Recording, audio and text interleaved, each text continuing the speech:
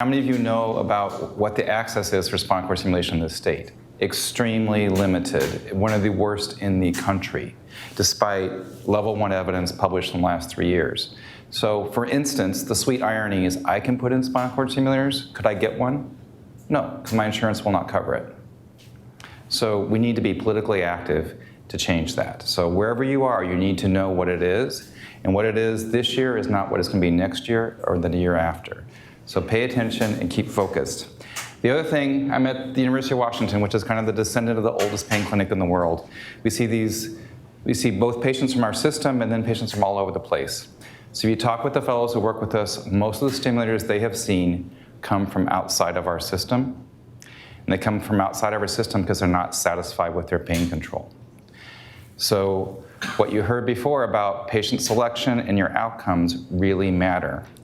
And if you do a bad job or you participate in the care of patients who get less than good outcomes, you poison the waters for all of us. So we want this to be a good well that keeps on feeding us, giving us nourishment. You need to be respectful of the outcomes. Okay, so a bunch of disclosures. I don't have any current things. I have 2 things in the works with 2 different companies that hopefully will change this next year. I've used a bunch of the systems. I believe when it really works well, it works fantastically and nothing is better. I also know that the new technologies and the technologies we have now are really quite different from each other. They have different mechanisms of action, and no one can tell you that this person is going to do the best with this type of mechanism because we don't have that data to help us make that decision. So it's the decision making is quite interesting.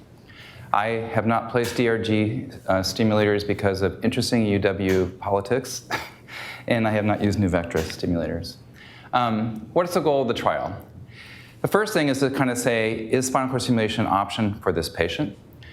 And then, secondly, where am I going to put the permanent leads? And then if I'm going to put permanent contacts in, how am I going to do that? Am I going to do it? Is a neurosurgeon do it? My orthopedic spine colleague going to do it? You need to know what you're doing and why you're doing it. A little word about the pictures I'm going to show you about trials. These are actual trials. Many of these start off looking like really pretty midline, and I move around to figure out where I get stimulation to cover. So you see where these contacts are. The first question is, what do you think this person's pain problem was, seeing where these contacts are? Nope, it's not back pain.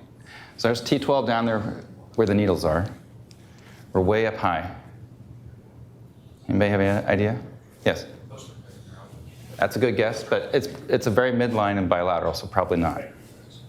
Ding, ding, ding, much on target. Bing. So this is an upper abdominal pain patient who start off as pancreatitis.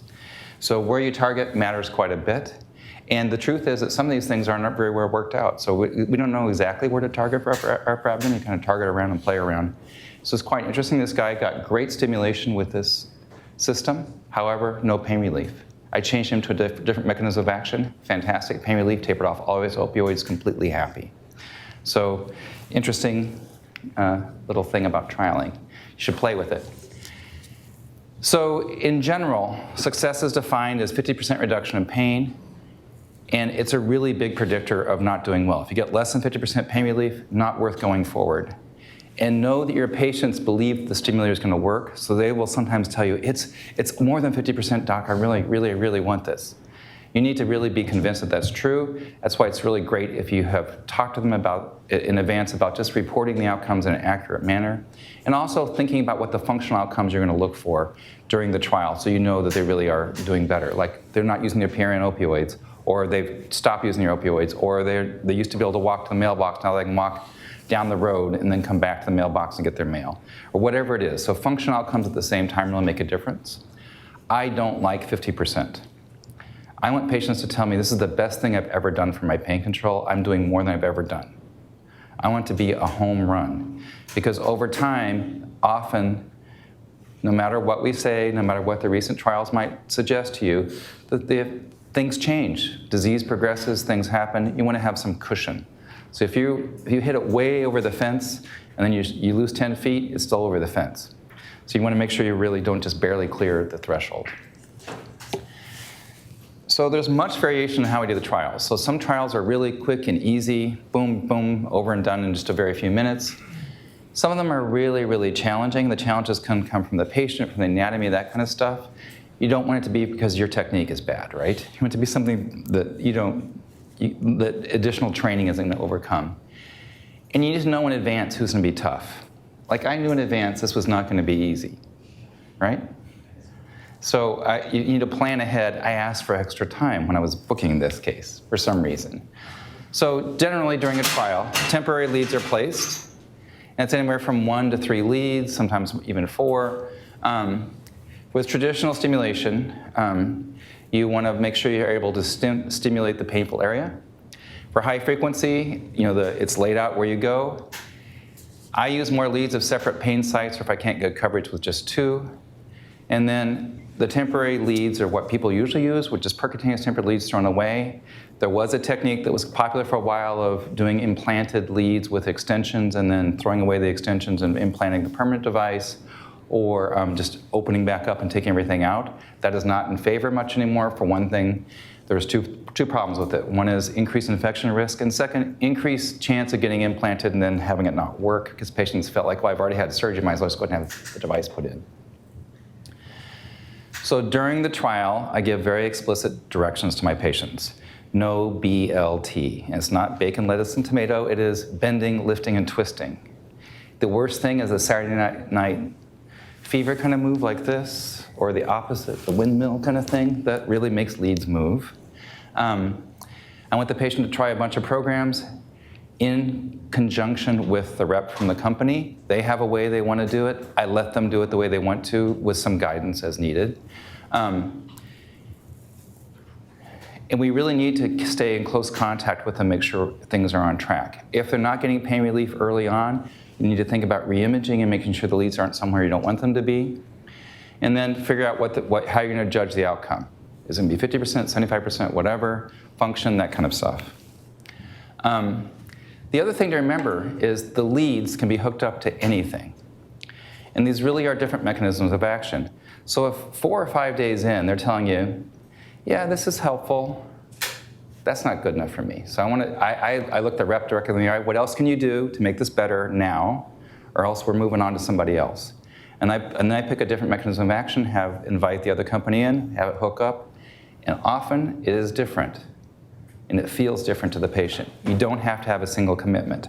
Now, some of the things that were alluded to before, there are reasons you pick companies, and some of them might be that your surgery center has a contract with X provider, or you really like the rep from so provider. Think about your patient first, because your patient's only going to get one, most likely. If you don't do the best job you can for the patient, they're either not going to get stimulation, be denied potentially helpful therapy, or they're going to get therapy that doesn't really work for them very well and not be good for us all in the end. This is a really long list of 19 suggestions, I believe. I'm not going to read all 19 of them to you. However, I really strongly suggest if you're going to do stimulation, you get these guidelines and read through them and think about them and think about all these steps. They say things that are kind of reasonable, like use sterile technique, use antibiotics, psychologically screen the patients, a bunch of things like that. So here's my version of kind of before the needle touches the patient. If they have widespread pain and you're not going to be able to cover most of their pain, what are you doing? Because if let's say you relieve their back pain, but they have a lot of neck pain, but they didn't want to talk about their neck pain because they want to talk about their back pain first. Now all they want to talk about is their neck pain, or their abdominal pain, or whatever else, or their migraines, whatever it is. So make sure you really understand the overall pain situation. There's recent data with poor outcomes with patients on opioids getting spinal cord stimulators. So really think about what they're doing with opioids. Like I sometimes make patients taper off. I have a guy who lives in far, far, far northeast Washington who completely tapered off all his opioids, came back and said, look, I'm off my opioids now from way over 100 milliequivalents, I'm ready for my stimulator. I was really, really happy with him, and he liked it, and he admitted that actually his pain wasn't any worse off the opioids. The psychology evaluation is basically required by every insurance company for good reason. There are worse outcomes with patients who have poorly controlled anxiety, depression, PTSD, and who are very focused on an external cure for everything that they do and don't take responsibility. You want to actually put value in this and not have it just be a rubber stamp. And sometimes patients can have the psych eval. They say, hey, there's some issues we should work on. They work on them, you optimize them, and now they're a good candidate once they're appropriately treated. You want to think about how you're going to treat the MRSA carrier and other people with remote infections. You don't want to put a stimulator on someone with abnormal coagulation or give them something during the trial that will make their coagulation abnormal. I have seen those legal cases with epidural hematomas, which were that situation exactly. Give them antibiotics, position them carefully, and use thorough sterile technique. So for needle entry, you want a shallow paramedian approach. Interestingly, we don't really save images of putting the needle in. We save images later, so it's difficult for me to find an image of just the needle in. So here's one where you're nice and close to the midline, shallow approach. The truth is, during the trial, this is not as important as it is during the implant. Because during the implant, you want to be able to anchor well.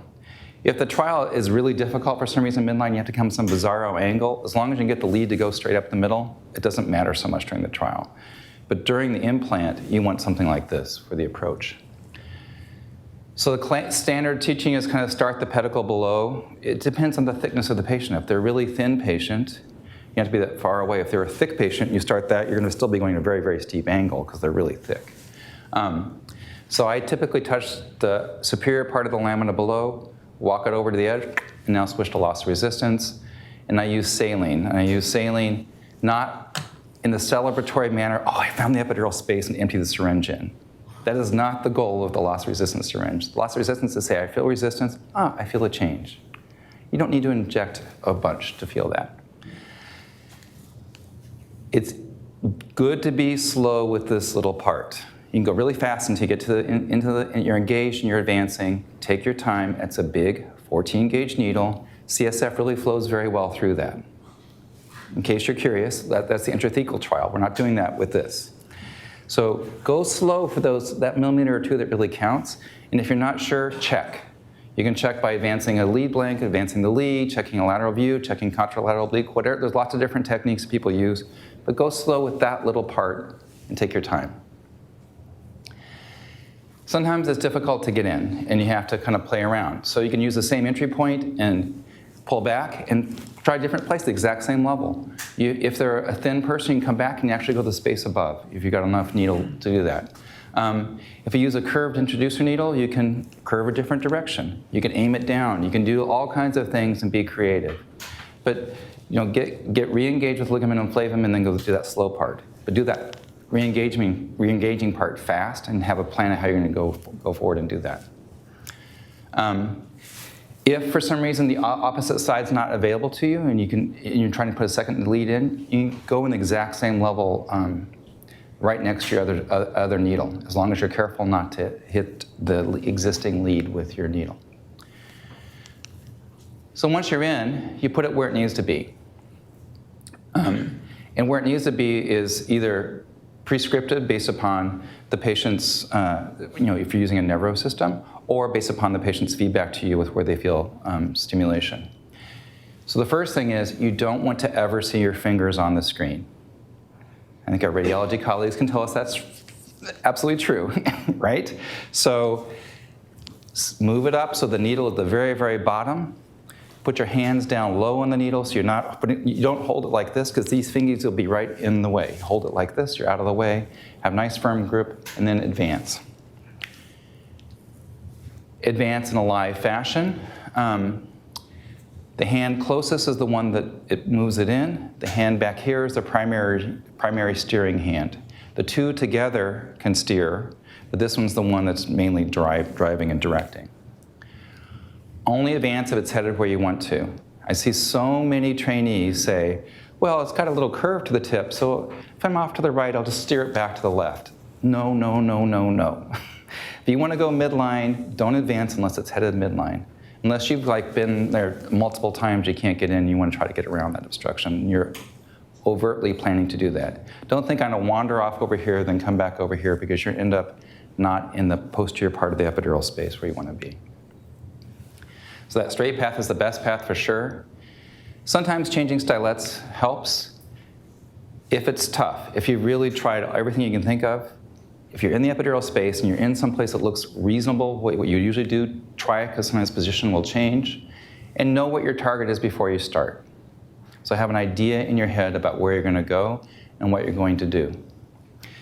And usually we put 2 leads in. So what most people trial with is 2 leads, occasionally more, different number of contacts, as you can see from these different images and different systems and different spacing of the contacts.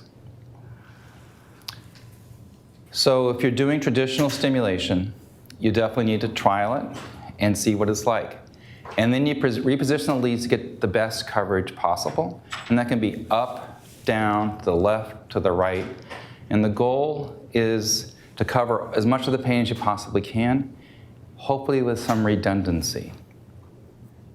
So that you have several contacts that are getting stimulation of the area where they have pain. That's the best thing to do. If it's your top 2 contacts and you're starting the trial with your top 2 contacts working and nothing else working, guess which direction the leads usually move? Down. And so you're going to lose that. So the ideal thing is to have the middle part of your leads right beautiful, right the best 2 contacts, the best 3 contacts, whatever it is, right in the middle of the leads. Even maybe the mid to lower one, so that if they slide down a little bit, you're still covered. Sometimes 2 is enough. So anybody guess the 2 different diagnoses this patient had?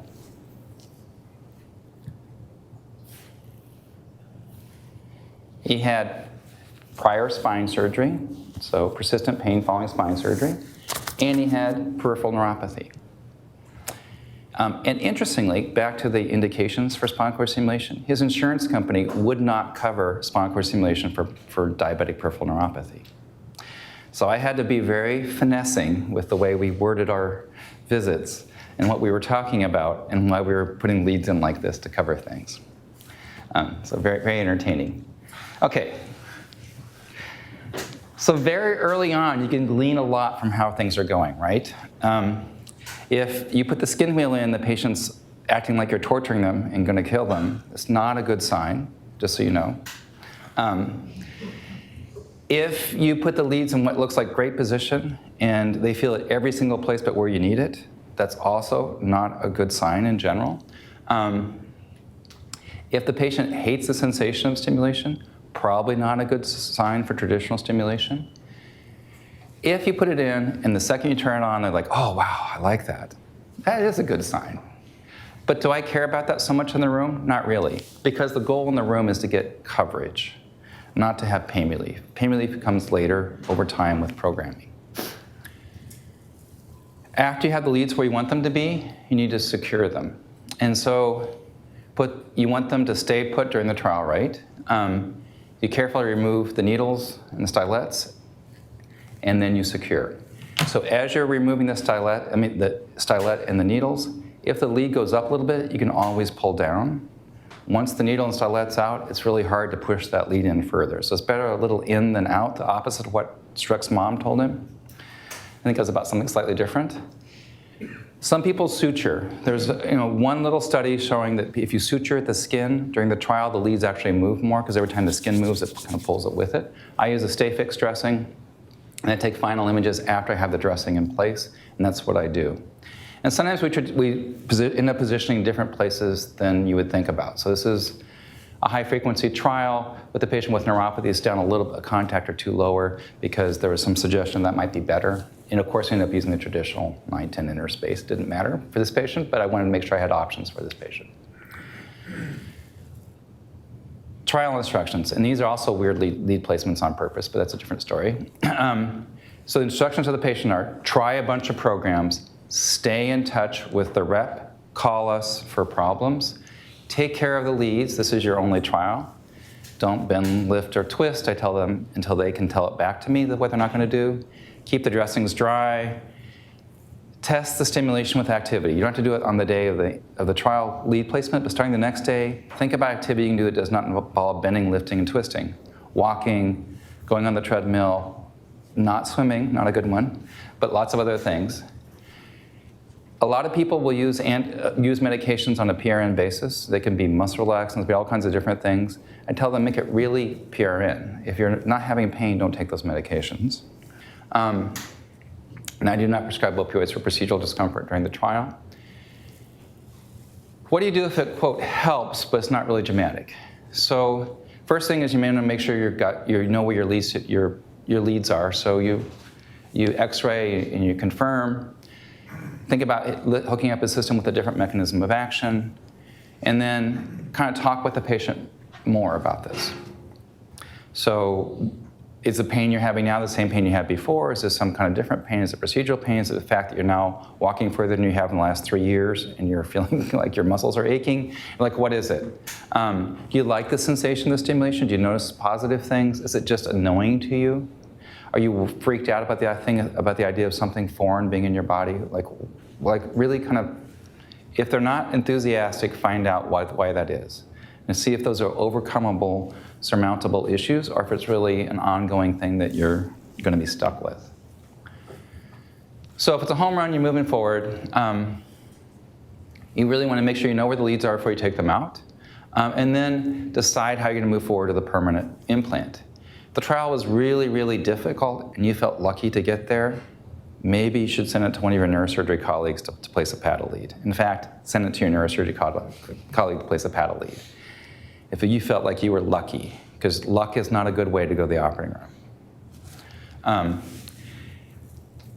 And then you need to have an honest discussion about laminotomy versus percutaneous leads. There are old data that said that laminotomy leads move less and you use less energy, which was really important back before we had anchors that worked, and it was really important before we had rechargeable systems. It's less important now. I know the truth. There are practices where every time you do a percutaneous trial, you send the patient off for laminotomy. That means they need a neurosurgeon to take that laminotomy paddle out, right? And if they're a young person, it's a more invasive procedure. So think about this when you're having the discussion with the patient. You need to talk about the alternatives. So that alternatives is part of the PARQ discussion: procedures, alternatives, risks, and then answer any questions that patients have. Discuss all the different things about it. What it's like to have a system, what they have to do to keep it up. I tell them it's like owning a car. You don't just buy the car and walk out of the dealership and just works forever perfectly. You have to put fuel in it. You have to take it in for service. Sometimes it'll need adjustments. That's the way the system is too. It requires maintenance. They have to interact with it.